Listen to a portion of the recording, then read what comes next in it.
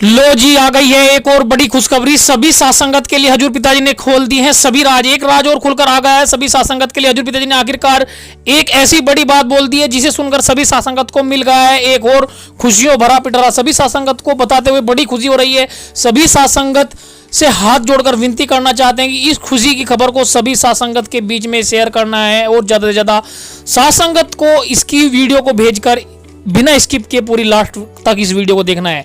सभी साथ संगत के लिए हजूर पिताजी ने एक बड़ा खुशियों का बड़ा पिटारा खोल दिया है जिसे सुनकर सभी का मन बहुत ज्यादा खुश होने वाला है। सभी साथ संगत से हाथ जोड़कर विनती करना चाहते हैं कृपया करके हजूर पिताजी ने नया साल जैसे धीरे धीरे आता जा रहा है, हजूर पिताजी सभी साथ संगत के लिए कुछ ना कुछ बड़ा धमाका करते जा रहे हैं जो सभी साथ संगत को बताते हुए बड़ी खुशी हो रही है। और हो भी क्यों ना, क्योंकि हजूर पिताजी का जो भी सभी साथ संगत हजूर पिताजी के वचनों पर मन लगाकर मेहनत कर रहे हैं, हजूर पिताजी से परमानेंट आने का अरदास कर रहे हैं। क्योंकि जब किसी चीज का हम बेशक इंतजार करते हैं, शिद्दत से इंतजार करते हैं, तो उसका आनंद भी बहुत ही ज्यादा मिलता है। क्योंकि आपने देखा होगा कि हजूर पिताजी हमेशा से एक ही बात बोलते हैं कि आपको जो है अपने काम को नहीं छोड़ना है, भजन सेवा सुमरन करते रहना है, आपके ऊपर भले ही कितनी भी विपरीत स्थितियां हो। सभी साथ संगत से हाथ जोड़कर विनती करना चाहते हैं। हजूर पिताजी की ओर से एक बहुत बड़ी अपडेट लेकर आए हैं। सभी साथ संगत को इस अपडेट को बड़े ही ध्यान सुनना है और सभी साथ संगत के पास इस वीडियो को शेयर कर देना है। वीडियो को लाइक कर दे और इस चैनल को सब्सक्राइब नहीं किया तो इस चैनल को सब्सक्राइब कर ले, क्योंकि हजूर पिताजी की बहुत बड़ी खबर निकल कर आ रही है। जैसे ही नया साल आने वाला है, नए साल के आने में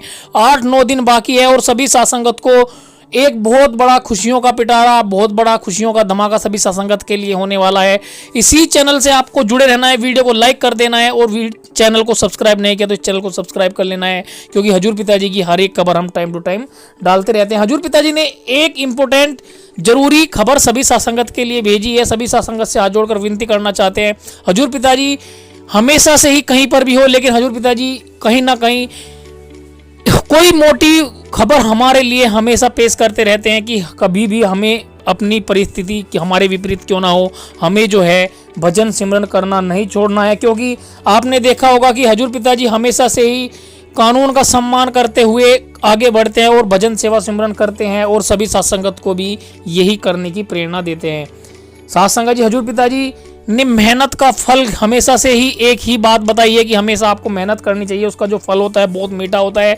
हजूर पिताजी ने ये एक बात और बताई है कि अगर आप निरंतर रूप से सत्संग में आते हैं और निरंतर रूप से आप भजन सेवा सुमरन करते हैं तो आप मालिक के साथ आपकी लीव लगी रहती है। क्योंकि आपने देखा होगा कि मेहनत का फल हमेशा से ही अच्छा होता है और मेहनत का फल भले ही देरी से मिलता हो लेकिन मिलता जरूर है। साथ संगत जी, हजूर पिताजी के लगातार बेस पर भजन सिमरन करने का क्या कारण है हजूर पिताजी के लिए, जो हजूर पिताजी एक प्रकार से सभी साथ संगत को प्रेरणा देते रहते हैं कि आपको भजन सिमरन करते रहना चाहिए, उसका क्या कारण है। साथ संगत जी, हम एक कहानी के माध्यम से आप सभी साथ संगत को सुनाने जा रहे हैं। आप सभी साथ संगत को इस वीडियो को लाइक कर देना है और जो मैं आपको कहानी सुनाने जा रहा हूँ उसको बड़े ही ध्यान से सुनना है, क्योंकि हजूर पिताजी से बिल्कुल सेम टू सेम यही बात निकल कर आ रही है। मेहनत का फल हमेशा क्यों मिलता है? अगर हम मेहनत करते हैं, आपको भले ही लेट सवेर हो जाता है तो आपको जो है उदास नहीं होना है, उसका जो फल है हजूर पिताजी भी हमेशा से देते हैं। कि आपने देखा होगा कि बहुत सत्संगी ऐसे होते हैं कि 2-4 बार सत्संग में जाते हैं और वे ये सोचने लगते हैं कि हमें सत्संग में जाने से कुछ फायदा नहीं हो रहा है, लेकिन ऐसा कुछ नहीं है। आपने देखा होगा कि एक मेहनत का फल हजूर पिताजी जब आप सत्संग में जाते हैं, कहीं ना कहीं हो सकता है कि जब खतरनाक खेल होता है तो उसमें खतरनाक खिलाड़ी को तैयार करने की जरूरत होती है। उसी प्रकार से हजूर पिताजी सभी साथ संगत के लिए परमात्मा से प्रेरणा करते हैं कि जो भी नाम चर्चा सत्संग वगैरह में जाते हैं परमपिता परमात्मा उनके लिए ज़्यादा से ज़्यादा फल बख्शे। क्योंकि आपने देखा होगा मेहनत का फल जो होता है बहुत ही जल्द मिलता है। एक बार की बात है कि बादलों की हड़ताल हो गई और बादलों ने आपस में सलाह की कि हम 10 साल तक पानी नहीं बरसाएंगे। साथ संगत जी, आपने देखा होगा कि बहुत लोग क्या सोचते हैं कि जब सत्संग में जाते हैं तो वे सोचते हैं कि हमें कुछ फ़ायदा नहीं हो रहा है सत्संग में, लेकिन उनका किस तरीके से फ़ायदा होता है हम आपको पूरी जानकारी बिल्कुल बारीकी से बताने वाले हैं।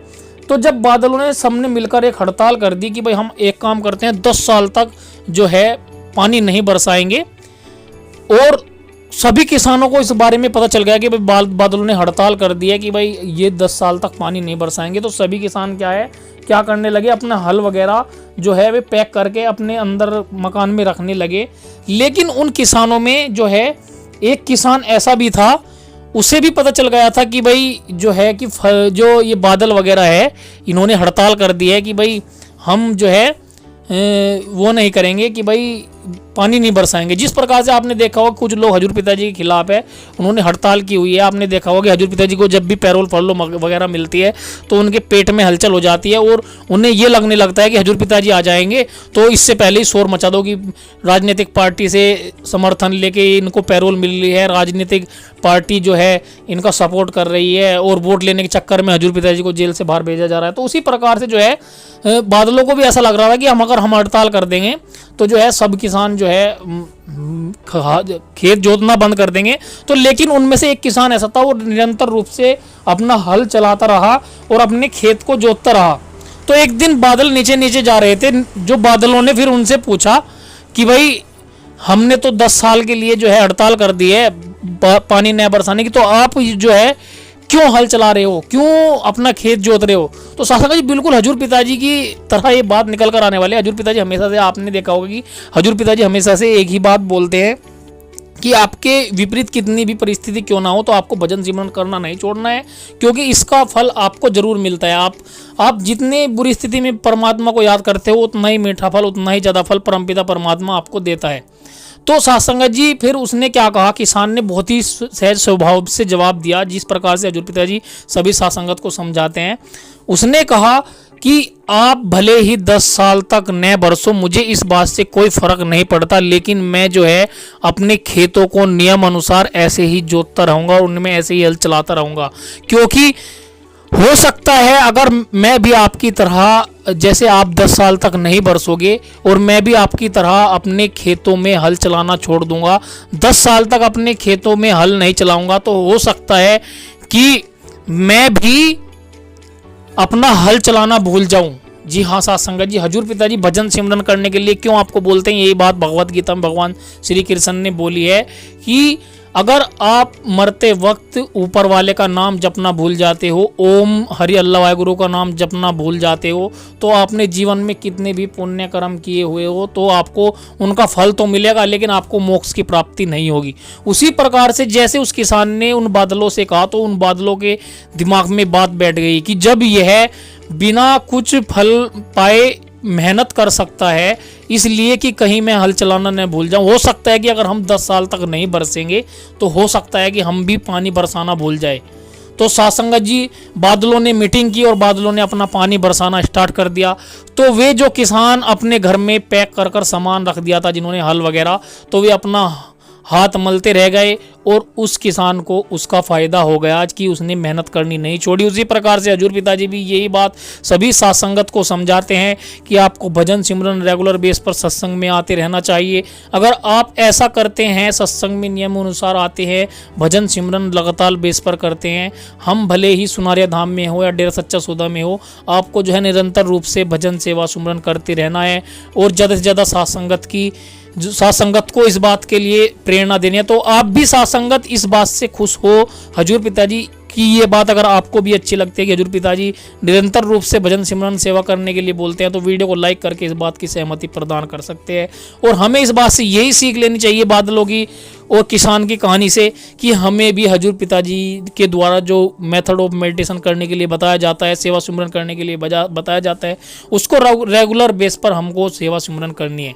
तो सभी सासंगत से हाथ जोड़कर विनती करना चाहते हैं कि वीडियो को लाइक कर दे और इस चैनल को सब्सक्राइब कर ले। हजूर पिताजी की क्या बात आपको समझ में आती है वो कमेंट बॉक्स में जरूर बताना है, और जो भी कहानी हमने बताई है इसमें आपको क्या सीख मिली, आपको वीडियो को लाइक करके इस बात की सहमति प्रदान करनी है।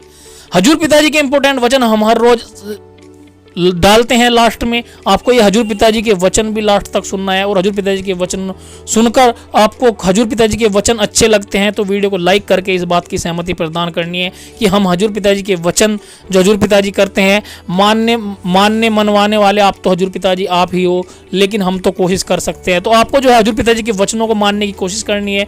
अगर आप रेगुलर बेस पर हजूर पिताजी के वचनों को मानने की कोशिश करते हैं तो एक ना एक दिन आप सच की राह पर, अच्छी राह पर जरूर चलते जाते हैं, और अगर आप अच्छी राह पर चलते हैं तो आपको इसका फल भी मिलता है, आपका जीवन खुशियों से भर जाता है। सभी सासंगत वीडियो को लाइक कर दे, एक बार हजूर पिताजी के वचन डालने से पहले फिर इससे कहना चाहते हैं कि चैनल को सब्सक्राइब नहीं किया, चैनल को सब्सक्राइब कर ले, वीडियो को लाइक करके कमेंट बॉक्स में हजूर पिताजी को नारा जरूर लिखे। नए भंडारे की बधाई आप एडवांस में दे सकते हैं। चलिए स्टार्ट करते हैं हजूर पिताजी के इंपोर्टेंट वचन। जन्मों जन्मों की तपती हुई जीवात्मा को ठंडक दिलवाता है अल्लाह वाहिगुरु राम का नाम। अंत्यकरण की तमाम खुशियों से मिलवाता है परमपिता परमात्मा का नाम। और उसका नाम लेने में आपका कुछ भी नहीं जाता है, यही सबसे बड़ी हैरानी की बात। एसी लगाते हो उसका खर्चा, बिजली का खर्चा, कूलर है तो भी बिजली का खर्चा, पंखा है तो भी खर्चा, लेकिन वो टेम्परेरी आपकी गर्मी को दूर करते हैं। अगर आप धूप में घूम रहे हो तो गर्मी कम नहीं होगी, पर एक परमानेंट सदियों सदियों की गर्मी को खत्म कर देता है, और वो भी बिना दाम के। उस नाम को आप लेना ही नहीं चाहते, और वो है राम का नाम, अल्लाह वाहिगुरु का नाम। काश आप उस नाम का जाप लगातार करते रहें, काश उस परमपिता परमात्मा की भक्ति इबादत करते रहें, तो जन्मों जन्मों के पाप कर्म तो कटेंगे ही, बल्कि आपके भाग्य बनेंगे, आपका नसीब सुधरेगा, और आप मालिक की तमाम खुशियों के हकदार बनते जाएंगे। हर इंसान चाहता है उसे जिंदगी में खुशियां मिलें, और मिल भी सकती हैं अगर मालिक का नाम लिया जाए। जो बीमारियां आत्मा को लगी हुई हैं,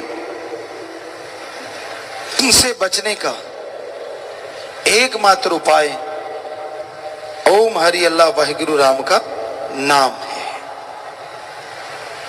जैसे जैसे आप ये मालिक का नाम लेते जाएंगे, वैसे वैसे आपके दुख दर्द बीमारियां हटती जाएंगी।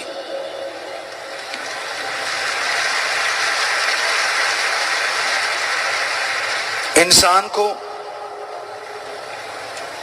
यह जानना जरूरी है कि वो इस धरती पे आवागमन से मुक्ति के लिए, वह परमानंद के लिए आया है। लेकिन इंसान काम वासना, क्रोध, लोभ, मोह, अहंकार, मन माया में बुरी तरह से जल रहा है। इंसान के दिलो दिमाग पे बुराइयों ने राज कर रखा है। आया था लज्जत खुशियां हासिल करने, और खो गया दुनिया के गम दुख परेशानियों में। आया था जन्मों जन्मों की मैल उतारने, और करने लगा बुरे कर्म, और चढ़ने लगी और पाप कर्मों की मैल। जिस तरह गर्मी के इस मौसम में आप व्याकुल हो जाते हैं, आप परेशान हो जाते हैं, और ठंडक पाने के लिए पानी पिया जाता है, पंखा, एसी, कूलर का सहारा लिया जाता है। उसी तरह जन्मों जन्मों से फंसी हुई जीवात्मा के लिए मनुष्य शरीर एक एसी के समान है। पर एसी को अगर पावर ना मिले तो क्या वो ठंडक देगा? बल्कि और भद्दा लगता है। उसी तरह मनुष्य शरीर आत्मा के लिए जो एसी का काम कर सकता है, उसको पावर तो मिलनी चाहिए, और वो पावर प्रभु के नाम की है। जैसे आप उसे स्विच जोड़ेंगे, आपका शरीर रूपी एसी काम करने लगेगा, और आत्मा ही नहीं बल्कि शारीरिक रूप से भी आप सुखों की खान में चले जाएंगे।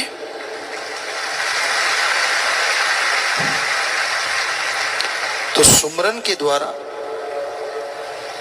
भक्ति इबादत के द्वारा आप मालिक की तमाम खुशियों को हासिल कर सकते हैं। जन्मों जन्मों की मैल उतार सकते हैं। आप बिजनेस में, व्यापार में, काम धंधे में सफलता हासिल कर सकते हैं, पर उसके लिए जैसे आपको बताया, ईश्वर का नाम ही एकमात्र उपाय है, और कोई तरीका नहीं जिससे मालिक की खुशियां हासिल कर सको। चलते, बैठ के, लेट के, काम धंधा करते हुए अगर प्रभु के नाम से आप जुड़ोगे, अगर मालिक की भक्ति से आप जुड़ोगे, तो यकीनन उसकी दया में रहमत के लायक बनते जाओगे।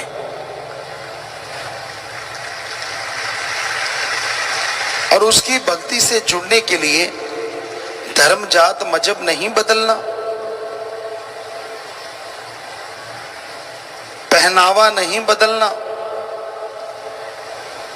जिस भी धर्म को मानते हो मानते रहिए, जो भी पहनावा पहनते हो पहने रखो, और साथ साथ मालिक के नाम का जाप करते रहो। तो भाई वो तमाम खुशियां मिलेंगी, वो तमाम बरकतें मिलेंगी जो इंसान की चाहत होती है। और साथ संगत जी, इस घोर गर्मी में बहुत जरूरी है आप जीवों की बढ़ चढ़ के मदद करें। हम जैसे आपको कहा करते हैं, अपने घर के ऊपर या कोई छायादार पेड़ हो उसके नीचे पानी का एक बर्तन जरूर रखो। पशु, पक्षी, परिंदे उसको पिएंगे, उनकी भी अंदर आत्मा है, वो आपको दुआएं देगी। इंसानों के लिए पानी का इंतजामात कीजिए। अगर आपको लगता है कि हमारे एरिया में तो पानी बहुत है, तो आप कोई ऐसा एरिया, ऐसा क्षेत्र ढूंढिए यहां पानी की कमी हो, या राहगीर आते जाते हो, वहां जाइए और पानी का कोई ना कोई इंतजामात, जैसे प्याऊ, कुछ मटके रख के वहां इंतजामात कर दीजिए। यकीनन ये बहुत पुण्य का कार्य है।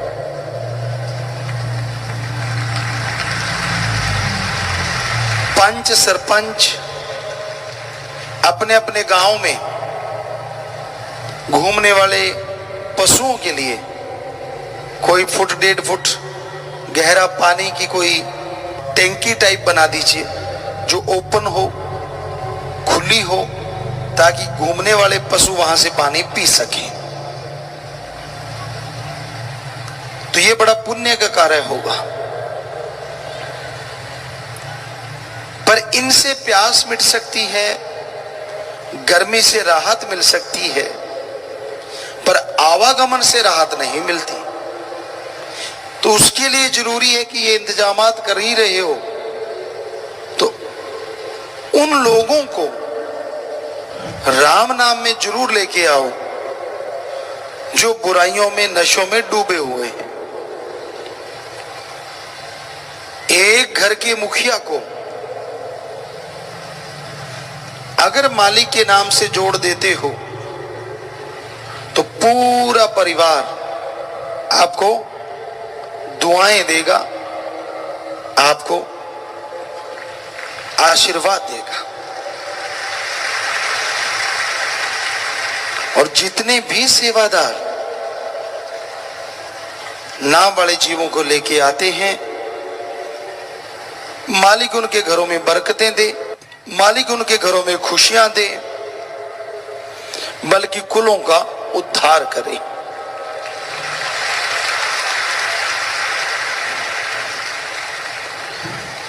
सुमरन जरूर किया करो। सुमरन के बिना अंदर बाहर की प्यास नहीं मिटती। ज्यादा समय नहीं तो थोड़ा समय ही सही, पर सुमरन करना जरूर चाहिए।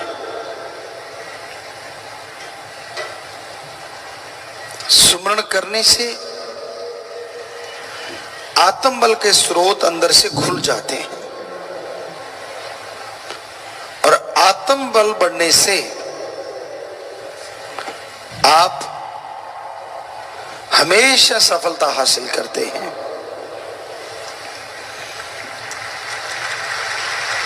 हौसले जिनके बुलंद होते हैं, मंजिलें उनके पास चल के आ जाया करती हैं। हौसले जिनके बुलंद होते हैं, वो दोनों जहान में खुशियों के हकदार बन जाया करते हैं। हौसले जिनके बुलंद होते हैं, वही परमपिता परमात्मा के दर्श दीदार के लायक बन जाया करते हैं। और हौसले बुलंद का टॉनिक आप सबको दे रखा है, गुरुमंत्र नाम कलमा। अब ये आपकी मर्जी है, उस टॉनिक को पीते हो या वैसे रखे बैठे हो। कई लोग सुमरन करते ही नहीं, ले तो लेते हैं, वचनों पे भी रहते हैं, पर सुमरन नहीं करते। और जब तक सुमरन नहीं करते, आने वाले भयानक कर्म कंकर में नहीं बदलते। तो जो आप सेवा करते हो, कितना अच्छा हो, सेवा के साथ साथ सुमरन के भी पक्के बनो कि हां, मैं सुमरन करूंगा, हां मैं भक्ति करूंगा। अगर आप ये धार लो तो कोई मुश्किल काम नहीं है। पर ये कलयुग में गप मारने हो, चुगली निंदा करनी हो, फजूल की बहसबाजी, टाइम पास जिसे कहा जाता है, लोग बड़े आसानी से कर लेते हैं। पर उन्हें ये नहीं पता होता कि ये टाइम पास नहीं, ये टाइम बर्बाद हो रहा है। चुगली निंदा बुराइयां अगर करनी है तो खुद की करके देखो तो सही। लेकिन इतनी हिम्मत किसमें होती है कि वो अपनी बुराइयां दूसरों को बताए? होती है तो कोई भगत, योद्धा या मालिक के प्यारे की। जैसे कबीर जी ने लिखा, कबीरा सब ते हम बुरे, हम तज भला सब कोय, जिन ऐसा कर मानिया मीत हमारा सोय। कहना तो आसान है, करना बड़ा मुश्किल है। कहने को तो आप कह सकते हो मैं सबसे बुरा हूं भाई, लेकिन मान लिया, जिसने ये मान लिया कि नहीं, मेरे में कोई गुण नहीं, मेरा भगवान अल्लाह वाहिगुरु ही मुझे तरक्की देता है, मुझे खुशियां देता है, तो उसका नॉन स्टॉप रहमत हमेशा बरसती रहती है। कहीं स्टॉप होता ही नहीं, खुशियां खुशियां बरकतें ही बरकतें उसकी झोली में आती रहती हैं। पर जब कर लिया घमंड कि ये तो मैंने किया, वो तो मैंने किया, ये तो मैं कर रहा हूं, तो फिर मैं पल्ले रह जाती है और कुछ हासिल नहीं होता। तो भाई अपनी मैं को मार डालो। अगर उस भगवान को देखना है,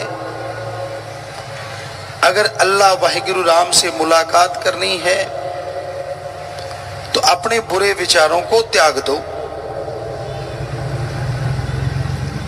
कई लोग किसी से जुड़े होते हैं,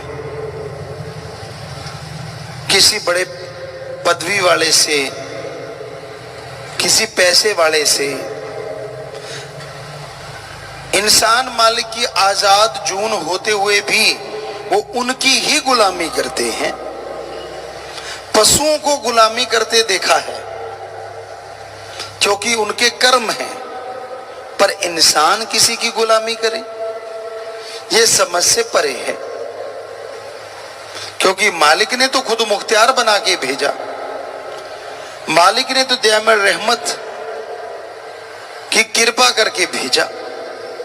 तो इसलिए आप प्रभु का, परमात्मा का नाम जपा करो, खुद मुख्तियार हो, आजाद हो, किसी की गुलामी करके अच्छे कामों को ठुकराया मत करो। अगर आप अच्छे कर्म करो, प्रभु के नाम का जाप करो, तो यकीनन उसकी तमाम खुशियां आपको मिले। पर जिस तरह से चींटी जो होती है वो तरेड़ ढूंढती है, उसी तरह कई लोग बुराई के लिए देखते हैं, बुराई का साथ देते हैं, उनकी खुद की जिंदगी, उनके बच्चों की जिंदगी बर्बाद कर लेते हैं। क्योंकि बुराई का साथ देने वाला भी बुरा हो जाता है। इसलिए अच्छाई का साथ दो, अच्छे कर्म करो, कभी बुरे कर्म ना करो। सेवा और सुमरण जो करते हैं वो तो बहुत ही भागों वाले हैं, बहुत नसीबों वाले हैं। इसलिए ये कर्म हमेशा करते रहो। सत्संग सुनो और अमल करो। जब तक सत्संग सुन के अमल नहीं करते, मालिक की तमाम बरकतें आपके आसपास होते हुए भी आपको नहीं मिलती। इसलिए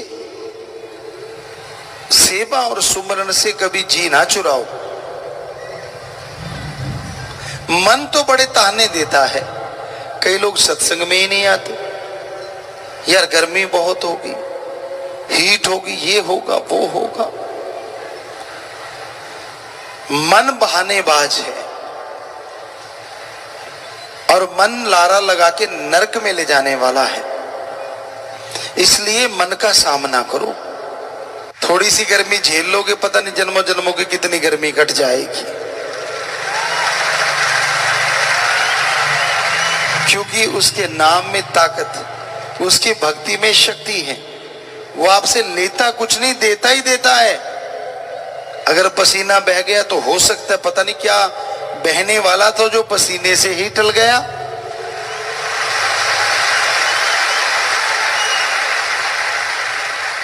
तो प्यारी साथ संग जियो, राम नाम में बैठना अपने आप में बहुत बड़ी बात है, और फिर ऐसे मौसम की मार झेलते हुए बैठना ये और भी बड़ी बात है। फल नेचुरली ज्यादा मिलता है, दुगना मिलता है। तो इसलिए हम आपको हमेशा कहा करते हैं, मालिक के नाम से जुड़े रहो, उसकी भक्ति इबादत करते रहो, सेवा सुमरण करो। जिस घर में रोजाना लोग सुमरण करते हैं, उन घर में पीस ऑफ माइंड, आत्मिक शांति हमेशा रहती है।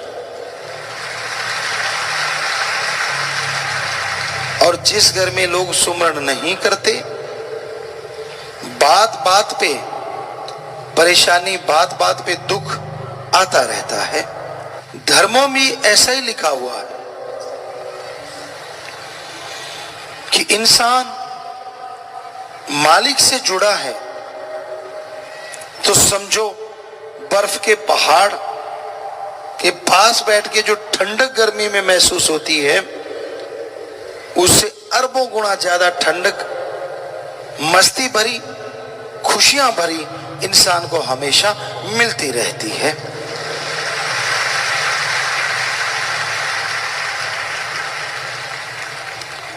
तो आप एक नियम बना लो,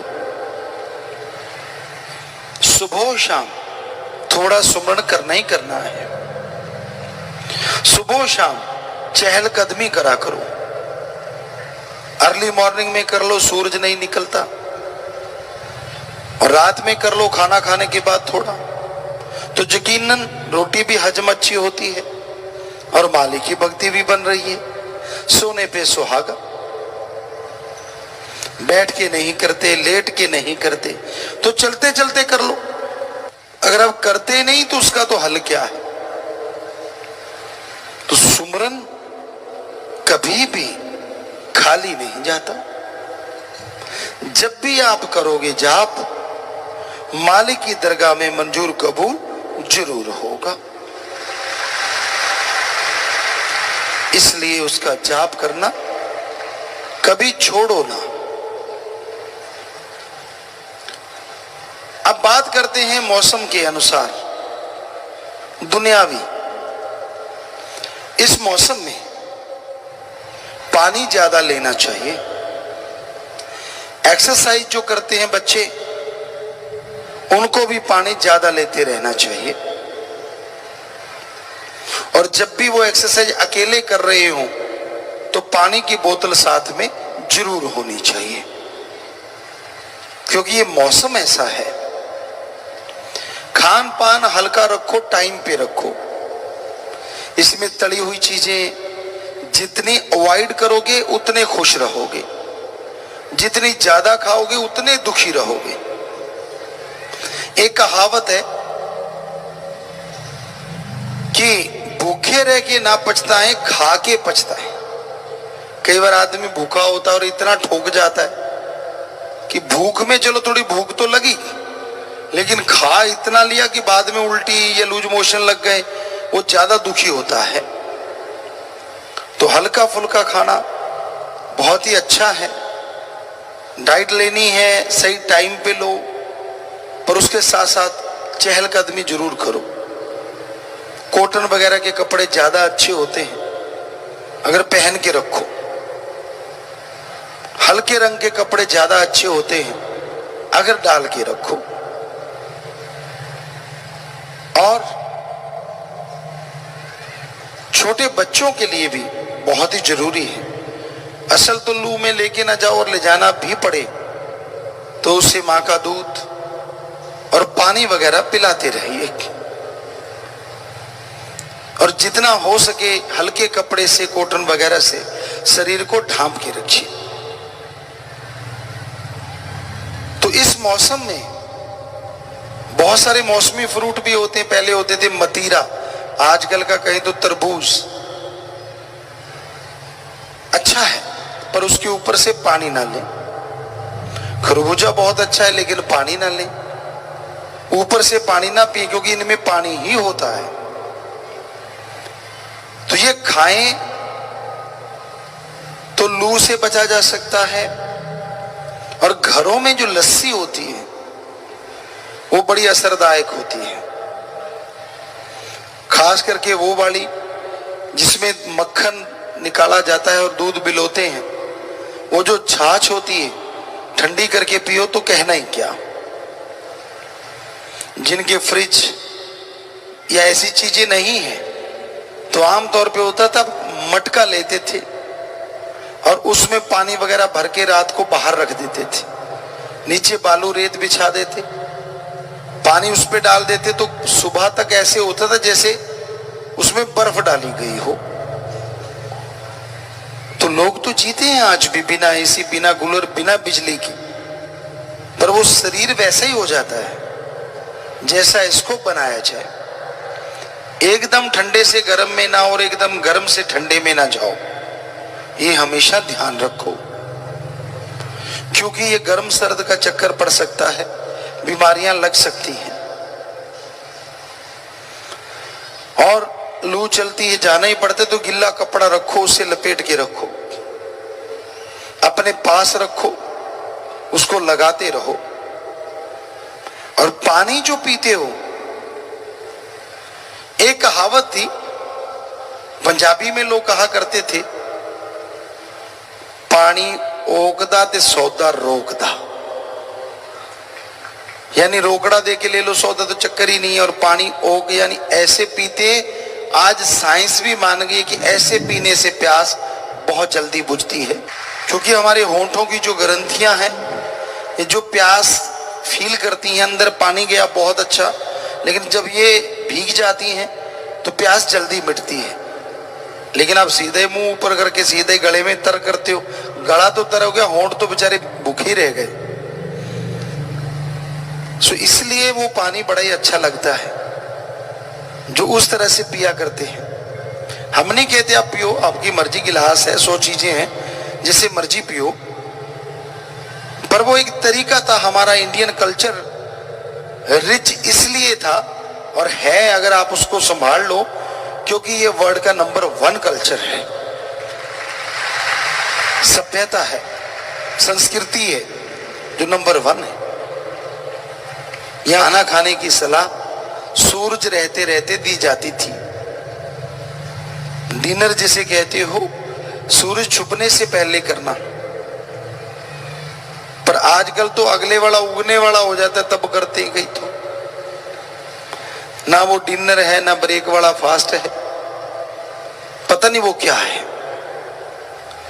तो पहले हमारी सभ्यता थी और रोग लगते ही नहीं थे, डॉक्टर होते ही नहीं थे। हमारे आंखों देखी बात है, राजस्थान में आरएमपी डॉक्टर भी नहीं होते थे, पर वहां एक ही होता था, सुबह 4 बजे सारा गांव जाग जाता था, छाछ लेते थे, दूध लेते, जो भी होता, क्योंकि फ्रेश निकालना, फ्रेश लेना अपने आप में लजीज भी होता था और बैक्टीरिया वायरस भी नहीं होते थे।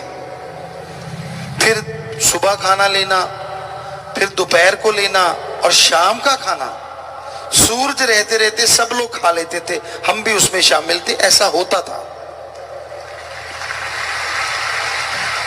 और 8-9 बजे ऐसे लगता था गांव में कोई रहता ही नहीं, सब सो जाते थे, क्योंकि सुबह 4 बजे उठना तो 7 घंटे नींद, 8 घंटे नींद लोग फिर भी ले लेते थे। आज जमाना उल्टा हो गया है, कितना भी समझा लो। जैसे आपको पिछली बार कहा था, बहाने बहुत, मेरा बेटा नहीं सोता, ये गलत समय पे सोता है, मेरी बेटी नहीं सोती, नींद आती नहीं, टीवी सीरियल निकल जाएगा।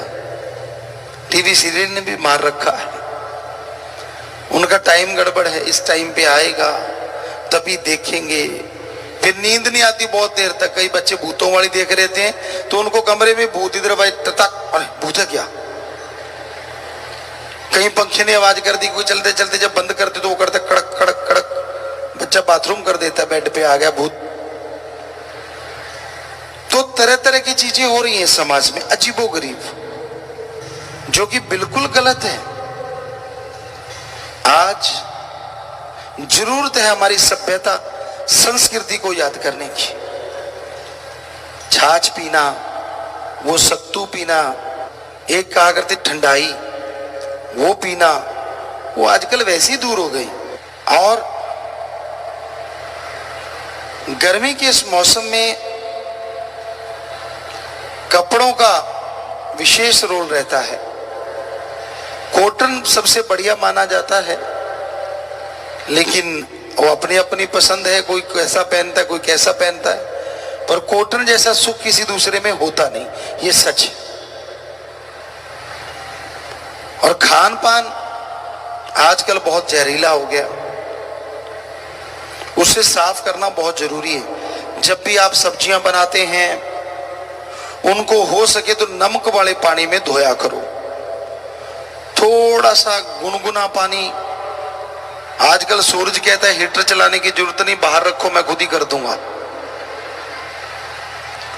सच में कई बार टेम्परेचर 48 डिग्री होता है तो यूं लगता है शायद ये सब्जी भी अपने आप बना देगा, पर पानी तो गर्म हो ही जा सकता है। उसमें थोड़ा नमक डालो और थोड़ा मल के कुछ देर सब्जियां पड़ी रहने दो, और फिर थोड़ा सा अगर उसको हिलाओगे, जब मलोगे तो उसमें जो केमिकल्स है, जो भी उसके ऊपर लगा हुआ है वो धुल जाता है, और उसके बाद सब्जी बनाओ तो आपकी सेहत के लिए बहुत ही फायदेमंद होगी। तो ये बहुत जरूरी है इन चीजों की तरफ ध्यान देना। पहले टाइम में छोटे बच्चों के लिए कपड़े होते थे और मां उन कपड़ों को पहनाती थी, पंजाबी जी कहते सी पोतड़े, यानी 9-10 इंच का कॉटन का कपड़ा होता था, एक लंगोट सा बना के बांध देते थे, गिल्ला हो गया दूसरा, दूसरा हो गया तीसरा, उसको धो के उसी टाइम सुखा देते थे। आजकल भाई नई नई चीजें आ गई हैं, हग्गी फग्गी पता नहीं क्या नाम है उसका, तरह तरह की चीजें होती हैं, वो एक चढ़ा देते हैं। हमारे टाइम में ऊंट की आंखों पे चढ़ाया करते थे ताकि ऊंट इधर उधर ना देखे, तो उस तरह का चढ़ा देते, ना माँ को फिक्र ना बाप को फिक्र, वो बीच में करता रहता है, बीच में वो सोखता रहता है, चलता रहता है काम, दोनों चीजें, चाहे पोटी कर दे चाहे बाथरूम उसी में रहता है। और बच्चे को भी आदत बन जाती है यार, जब बंधा ही हुआ है तो लगे रहो, वो सीखता ही नहीं जल्दी से कि मुझे कहाँ करना चाहिए। तो पहले पता चल जाता था, और कोई उससे सेहत भी बहुत अच्छी रहती थी, अजमाई हुई है, बच्चा बढ़ता फूलता अच्छे से था। कहा नेचुरल तरीका और कहा अननेचुरल से लगता है कई बार हमें वो चीज कि इतना टाइट करके बांधा होता है कि कुदरत जिसे बढ़ाना चाहिए, कुदरत जिसे देना चाहिए वो ले नहीं पाते। इंसान की सोच भी वो तंग दिली हो जाती है। तो इन चीजों का खास करके ध्यान रखा जाए। कोई स्टैंडर्ड डाउन नहीं होता आपके घर में आ गया तो कि भाई यार ये बच्चे के क्या बांध रखा है, तो उसको सिखाओ कि यही बच्चों को बांधा करते थे जब वो 15-15 फुट के लंबे होते थे। आज आप जितना ये टाइट करते हो उतना बच्चा भी टाइट हो रहा है।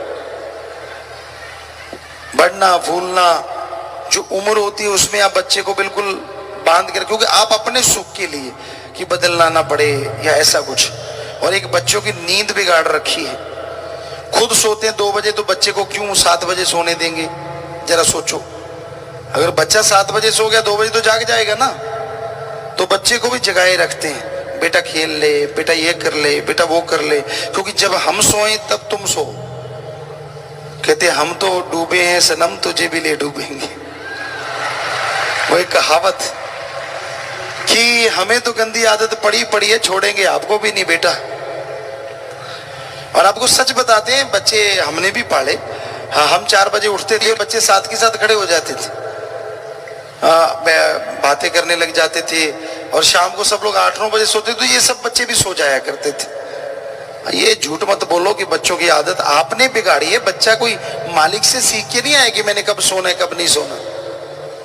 तो ये बहाना तो आपका रिजेक्ट हो गया, जो आप उनकी आदत बिगाड़ रहे हो।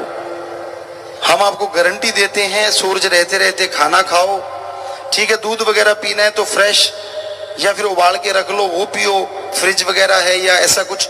शाम को सोते टाइम तो वो भी हाजमे के लिए और बॉडी रिपेयर के लिए जो शाम का दूध है बहुत ही अच्छा होता था। आज भी केमिकल फ्री है तो अच्छा होगा। तो इस तरह आप जल्दी सो जाओ और सुबह जल्दी उठो तो बहुत सारे रोग तो वैसे ही भाग जाएंगे।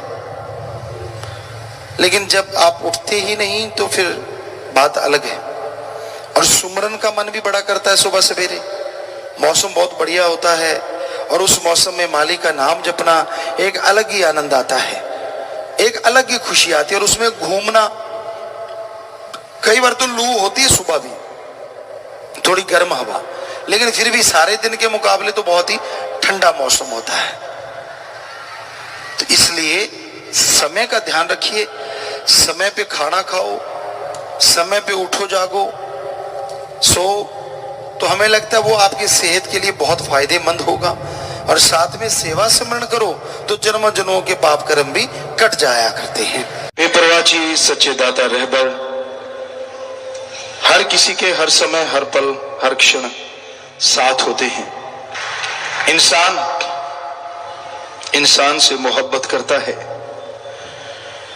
तो पता नहीं जिंदगी में कितनी बार बिछोड़े पड़ते हैं और कितनी बार मिलाप होता है, पर इंसान जब अपने गुरु सदगुरु अल्लाह वाहिगुरु गॉड खुदा रब से मोहब्बत करता है, बस एक बार मोहब्बत करने की देर है, बिछोड़े का खात्मा हो जाता है। दोनों जहान में सदगुरु साथ हो जाता है। ये अलग बात होती है कि इंसान की नजर में अगर कोई कमी हो तो बिछोड़ा रहता है, नजर अगर सही हो तो कभी बिछोड़ा नहीं आता। तो ऐसा सदगुरु मौला हमें मिला, शाह सतनाम शाह मस्तान, जिनकी मोहब्बत जिनका प्यार जिस भी जीव ने पा लिया है वो हमेशा उनके साथ थे, रहेंगे। उनका रहमो करम मूसलाधार बरसता है, उनके वचन ज्यों के त्यों पूरे होते जा रहे हैं। उनके वचन पूरी दुनिया में राम नाम की चर्चा होगी, चर्चा शुरू हो गई। पूरी दुनिया में ओम हरि अल्लाह वाहिगुरु गौड़ खुदा रब का लोग गुणगान गाएंगे। वो दिन भी एक दिन जरूर आएगा।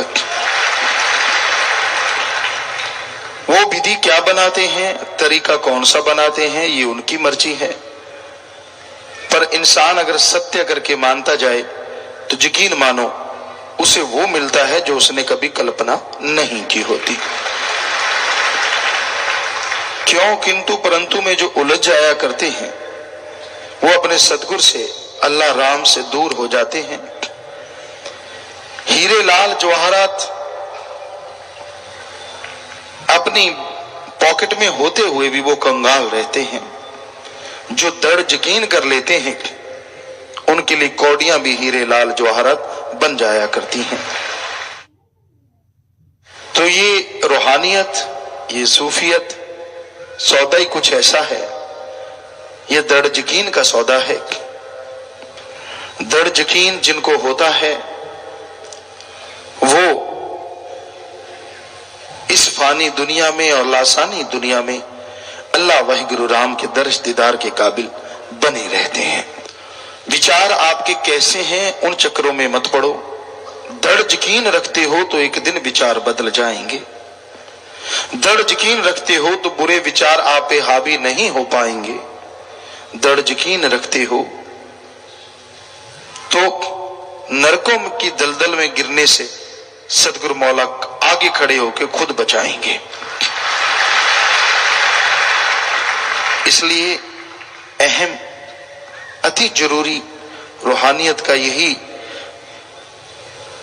एक तरीका है कि अपने हौसले बुलंद रखो, दृढ़ यकीन रखो,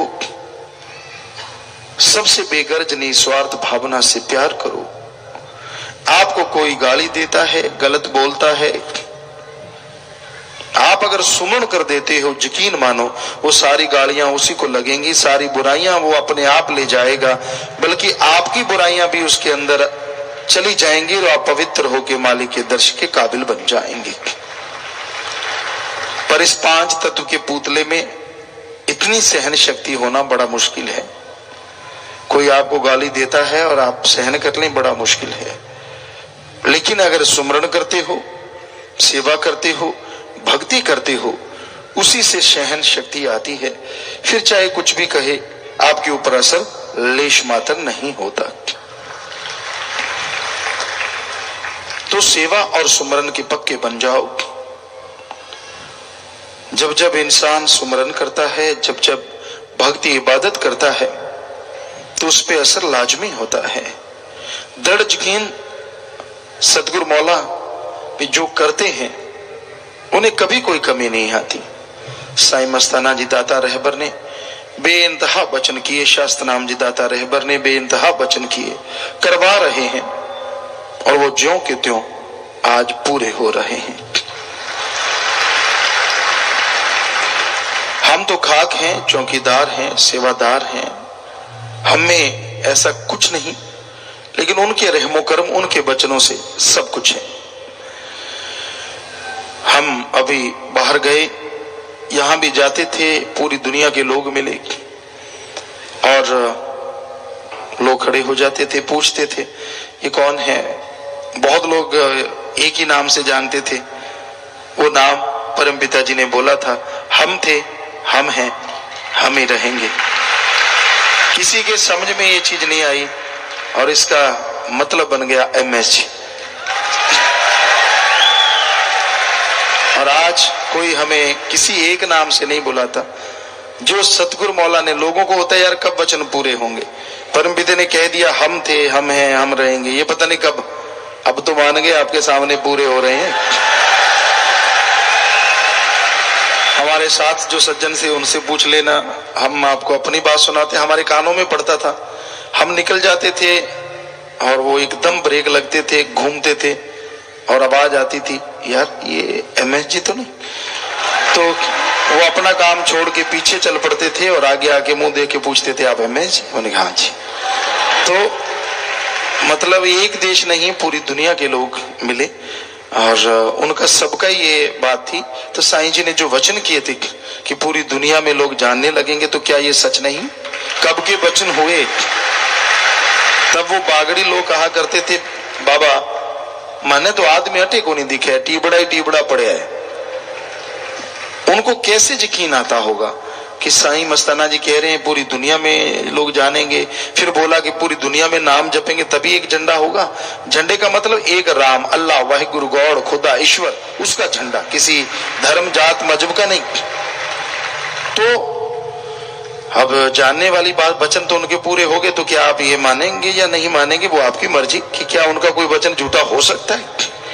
नहीं होता, कभी नहीं। हम आपको दावे से छाती ठोक के कहने सच था, सच है, सच ही रहेंगे। और वो वहां इस तरह से पूरे होते देखे। परमपिता जी ने ये 90 में ही 91 की शुरुआत में वचन किए थे कि हम थे, हम हैं, हम रहेंगे। और अब देख लीजिए वो चीज दुनिया के सामने है। वो लोग एक ही नाम से नहीं बुलाते, कोई नाम भी हमारा पूछता है तो हम अपना नाम भी MS जी ही बताते हैं। हम अपना नाम कोई और नहीं बताते, क्योंकि उनके समझ नहीं आती वो चीज। और जब ये बताते तो झट से समझ आ जाती है। तो सदगुरु के खेल हैं, वो कैसे खेलता है, बड़ा जबरदस्त। साईं मस्ताना जी कहते बड़ा खिलाड़ी है वो अल्लाह, वो राम, वो गॉड, वो वाहिगुरु। तो किसी के समझ में नहीं आता है उसके खेल, लेकिन जब वो खेलता है तो फिर सारे समझ जाते हैं। जिनको समझाना चाहता है, जिनको पसंद भी नहीं आता, उनके द्वारा भी वो दूसरों तक पहचान अपनी बना लेता है। और उनको खुद ही पता नहीं चलता कि हम यार कर क्या रहे हैं। हम इनको नाम को रोक रहे हैं या नाम दुनिया तक पहुंचा रहे हैं। किसी की समझ नहीं आती उस खिलाड़ी के खेल। जबरदस्त है उसके खेल, जबरदस्त है वो अल्लाह, वाहिगुरु, गॉड, खुदा, सतगुरु मौला।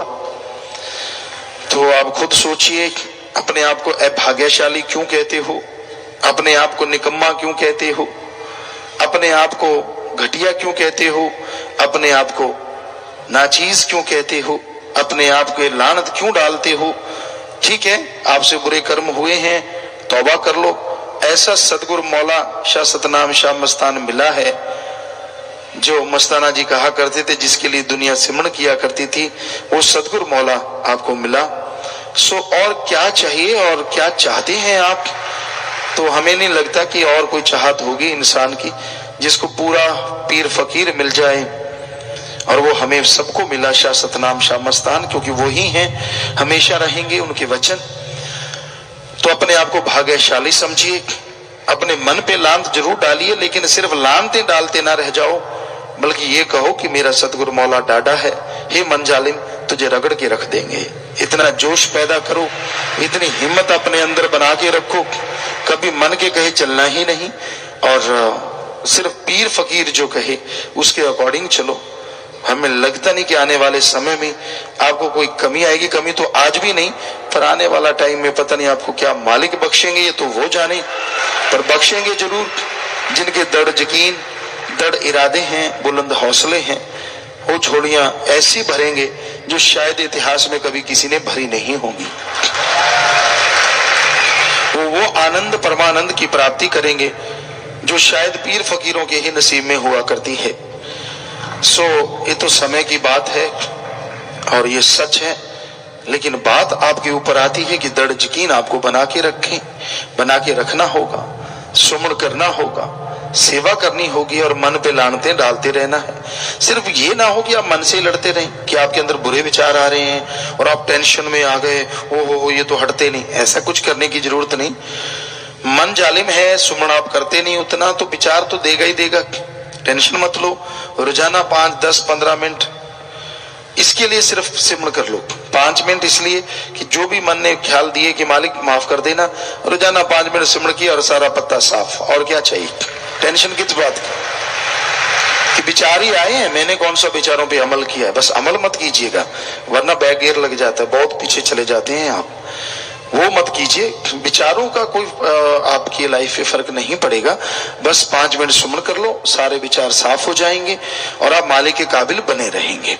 हाँ, उसके अकॉर्डिंग चलना मत। कभी भी मन के कहे चलो मत कोई, गुरु कहे करो तुम सोई, ये भव में गोते खिलवावे, ये गुरु से बेमुख करवावे। बस इसके कहे अनुसार चलना मत।